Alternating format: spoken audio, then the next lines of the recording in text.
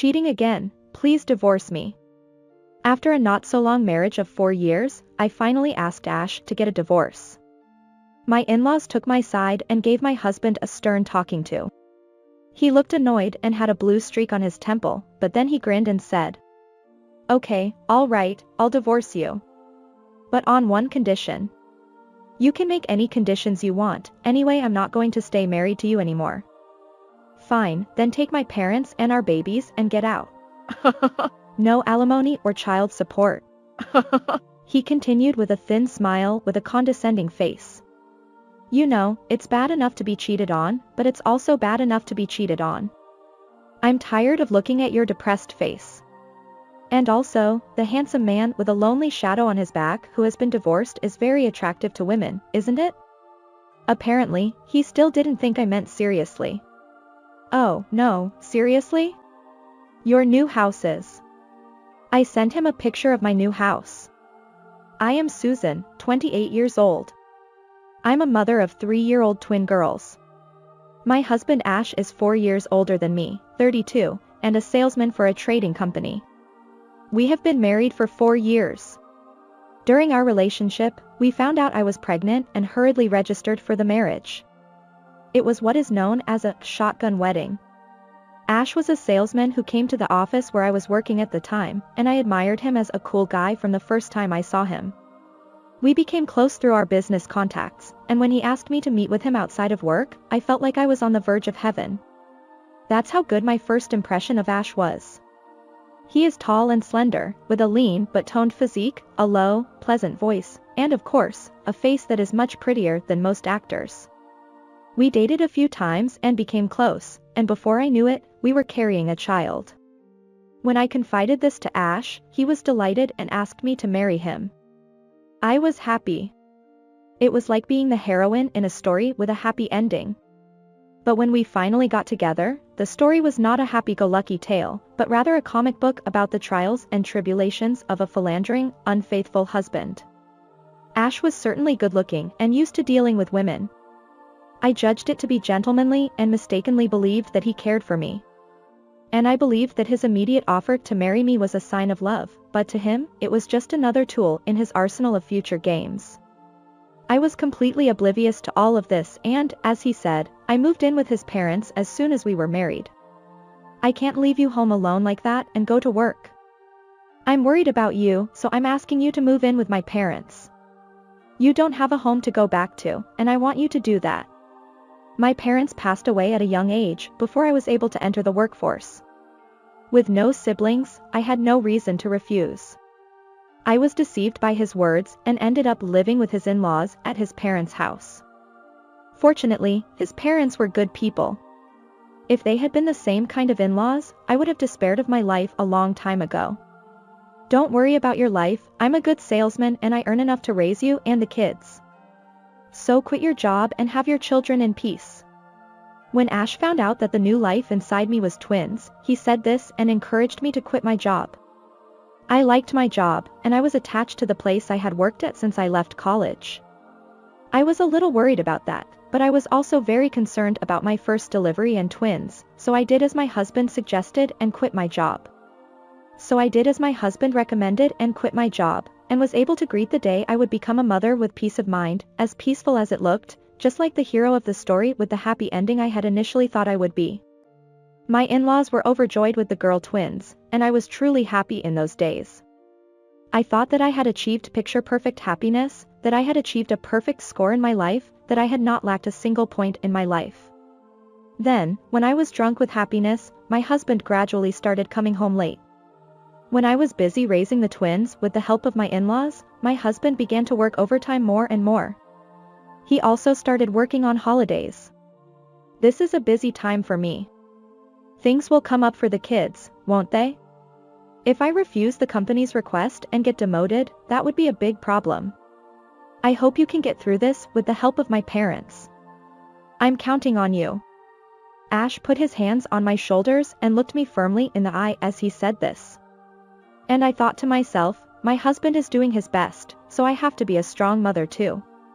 Raising twins was more difficult than I had imagined. Every night my babies would take turns asking for milk. When I put one down to sleep, the other would wake up and cry. Sometimes they just cried because they wanted to be held, even if their diapers were not wet and they were not hungry. I was already exhausted. If my in-laws had not been there, I would have collapsed, unable to sleep. But my in-laws were kind. Even my father-in-law, who told me that men did not do much childcare in his time, held his grandchildren in his arms and nursed them, albeit timidly, and told me to get as much rest as I could. I was grateful. In that sense, I was like the hero of a truly happy story. The only thing that left me with a hazy feeling was the fact that there was no prince or husband in the story at all, but that too was lost in the busyness of life, and before I knew it, I had grown accustomed to it. One day, however, a letter found in Ash's bag revealed something. It was a love letter from a woman to him. She wrote passionately about how wonderful their time together had been and how much she loved him. What does this mean? Ash was shown it and then made a disgusted face. Who is this prankster?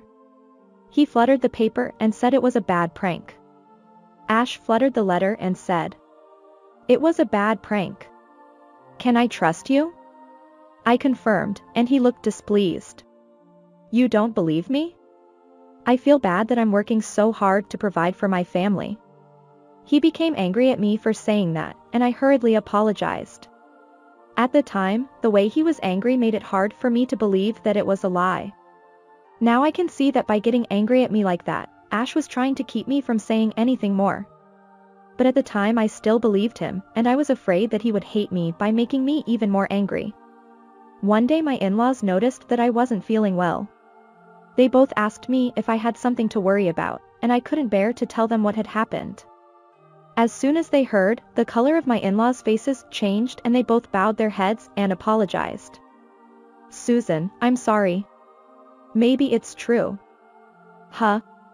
What he told me, and it was a shocking revelation.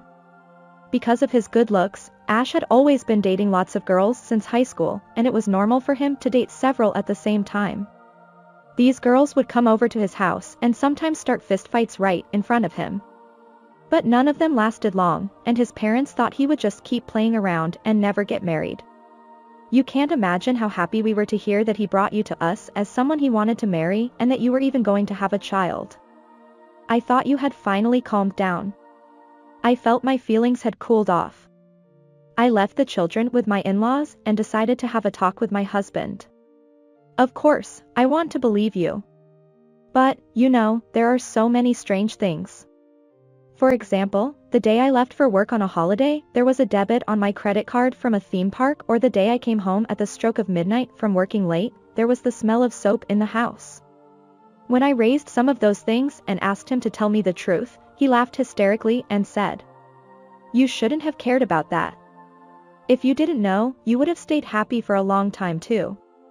As soon as I heard that, I felt the blood drain from my whole body. You're the only one who's married to me. Is that not good enough for you? Can't that be enough for you? How was I supposed to answer such a question? Perhaps it was because my husband had mentioned it once, but he revealed his true feelings one after another as if he had been damned.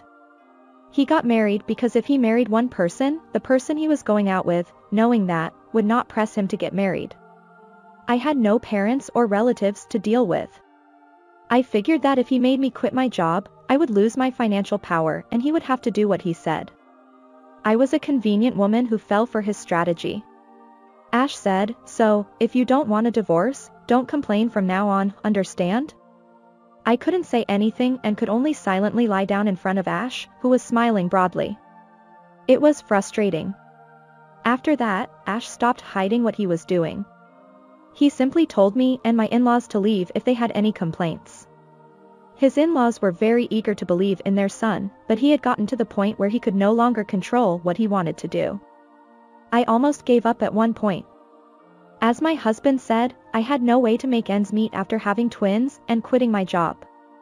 I thought about suing Ash for infidelity and going to court, but the time, effort, and money involved were too much for me to act. I thought that if I just stayed quiet and let him do what he wanted to do, at least I could make a living and survive. I even thought about pretending that I didn't know him and fooling myself into thinking that he was a good husband. But it was my in-laws, of all the people, who made me change my mind. They made me a certain proposal. And I decided to take them up on their offer. From that day on, with the help of my in-laws, I continued to make efforts for that day. 3 years passed. Another affair, please divorce me. After 4 not so long years of marriage, I finally asked for a divorce. My in-laws took my side and gave my husband a stern talking to. He was annoyed and had a blue streak on his temple, but eventually, he grinned and said, "Okay, all right, I'll divorce you. But on one condition. I'm not going to stay married to you anymore anyway." I held out the completed divorce papers. Ash looked surprised to see it. "Fine, then take my parents and our babies and get out. No alimony or child support." He continued with a thin smile as if he were mocking me. "You know, it's bad enough being unfaithful. I'm tired of looking at your depressed face too. And a handsome man with a lonely shadow of a divorced man is also very attractive to women, isn't it?" Apparently, he still didn't think I meant what I said. Maybe he thought I would be mature enough to listen to him if he said so. He took his time, signed and stamped the divorce papers as if to make a show of it to me, and then tossed them like a boomerang at my feet. I calmly picked it up and made sure it was filled out properly. "If Dad and Mom are going to take Susan's side, you all will be hopeless. I don't care." He smirked and even told his parents that. "How dare you say that? You are the father." His father was ranting and raving. "You know, I can have as many kids as I want. Especially without them, I'm not lacking in any way." He said these unbelievable words. "Susan, my son is over. I'm sorry. It's our fault for raising him like this." The mother-in-law lowered her head with tears in her eyes. "I think you should give up now and leave him." Ash looked at us with amusement. The next day, while he was at work, I left home with the children and my in-laws. I also went to file our divorce papers with the city council. Things were going as planned. Ash, who didn't come home very often, didn't realize it, but there was hardly any luggage left in his room anymore, except for his bedroom. He probably did not care at all what was going on inside the house, a house where he only slept when he came home and where the outwardly good he showed his comings and goings to the neighbors to the extent that the world would not think him strange. We had already decided on a new house and were gradually moving our belongings there. For the day when we were to carry out our plan, we had done enough sorting without him noticing, so all that was left was old furniture, junk, and things we wouldn't be bothered without. The next day Ash didn't come back, and we didn't hear from him. Maybe he didn't think we had really left, or maybe he was just trying to punish us, but either way, it was someone we no longer cared about, and we didn't care. It was a week later when Ash called me. "Hey, where are you? Why is the house so empty?" He finally seemed to realize that there was hardly anything left in the house. I didn't know how he felt about our absence, but he called me on my phone anyway, angry about the lack of stuff. Why? Because I brought what I needed and got rid of what I didn't need. "I'm sure you have the things you need for your life." Yes, I had left only the things that Ash could at least live with. Dishes, just enough shampoo, body soap, and towels to take a bath for now. The double bed we slept in together was also left in place, as I knew he would need a place to sleep as well. Well, I slept on a futon in the Japanese-style room with the kids, so we hardly slept together anymore. There were also his clothes, his mementos, a few cardboard boxes, and a few ingredients that would last for a while, such as cup noodles and retort pouch foods. With that much, he could survive on his own for a while. We were originally a couple, so I showed him that much compassion. TVs, and other home appliances. I took all of them because I need them for my life. What the hell are you doing? Those things were originally bought with the money I earned. It was true. Ash had taken away my financial power by not letting me work, but he had given me as much money as I needed to keep up appearances. Yes, but if I leave it there, I don't know if you'll be able to use it next time, do you? So, I took them from you. Some of it I sold, 'cause I didn't need it. What do you mean? That house, your father sold it, and soon you will have to leave. Ash, what the hell? he exclaimed so loudly as my ears would suffer that I had to keep my ear away from my phone. I politely explained to him. The house we had been living in was still in my father-in-law's name. That was why we were able to sell it without consulting Ash. So, you should look for another house as soon as possible, too. I've been packing up your stuff to make it easier for you to move, right? Screw you. I was serious. I had been planning with my in-laws for this day. Oh, yeah, and by the way, I think you'll be hearing from my lawyer soon. He's going to ask for alimony and child support for the kids. I said I wouldn't pay for those things, and you admitted it. Sure, you said that. But I didn't admit it, did I? Yeah, I said then that he could make whatever conditions he wanted, but I did not say at all that I would take those conditions. And, just so you know, I'm also demanding compensation from every single one of your affair partners. Don't be silly. I'm not going to pay for that. If you don't pay, you don't need to pay. But I will take you to court and you have to pay according to the court order. Around this point, it was about time he realized that I was serious. 3 years ago, when Ash admitted everything, stopped hiding his affair, and thought my in-laws were going along with it in silence, my in-laws made this suggestion to me. Susan, get a job. We'll take care of your kids. Yes, and when you are ready to be on your own, leave him and live with the kids. They said they would give me time for this. I took them at their word and started with a part-time job, and within 3 years I was able to get a full-time job. Ash, who was rarely home during that day and didn't come home much at night, was amusingly unaware that I was doing that. On the contrary, I made this suggestion to my in-laws. Please leave this house with me, and let's live together. They were hesitant at first, but after many conversations, my father-in-law decided to sell the house to move in with us. Then we put together a more detailed plan. The house would be sold. That money would be used to buy a new house and move in with my in-laws, myself, and my kids. Ash was a well-paid man, and he would get alimony and child support without reservation. Of course, I knew he would refuse to do that. But we had a mountain of evidence. We've been collecting that evidence for 3 years, of course. I don't know if you know this, but the alimony for cheating is 3 years from the time you know about infidelity. I've had to pay alimony to every known cheater since we got married. That's quite a sum. On the other end of the phone, Ash was silent, listening to my words. If you insist on not paying, I will contact your company and have them seize your wages. If you don't want me to do that, please pay me properly. Oh, yeah, and make sure you tell me where you're moving to, or I'll have to contact your company. Ash did not reply at all. Was he puzzled? Well, I thought to myself, even if I don't get your response, I'll make you pay what you owe. Hey. I suddenly heard his voice. What? Why don't we start over? What? I was surprised at the suddenness of the situation. Hey, why don't we? Ash continued in a sweet voice. We are a married couple, aren't we? Don't be so cold. Hey. Ash continued to speak sweetly to me. Ash seemed to think that if he kept talking sweetly to me, I would break down. I'm sorry, but we are not a couple anymore. I've already filed for divorce. Why don't you register again? Ash said without a pause. Wouldn't it be better for the children if both parents were together? Did he not remember his own words at that time, when he had said, I could have as many children as I wanted? It was appalling. I am sorry, but those children are mine and mine alone. Why don't you just have new children with someone else? I said and hung up the phone. Later, the cheating partners, who had received a content-certified letter from my lawyer, contacted me one after another.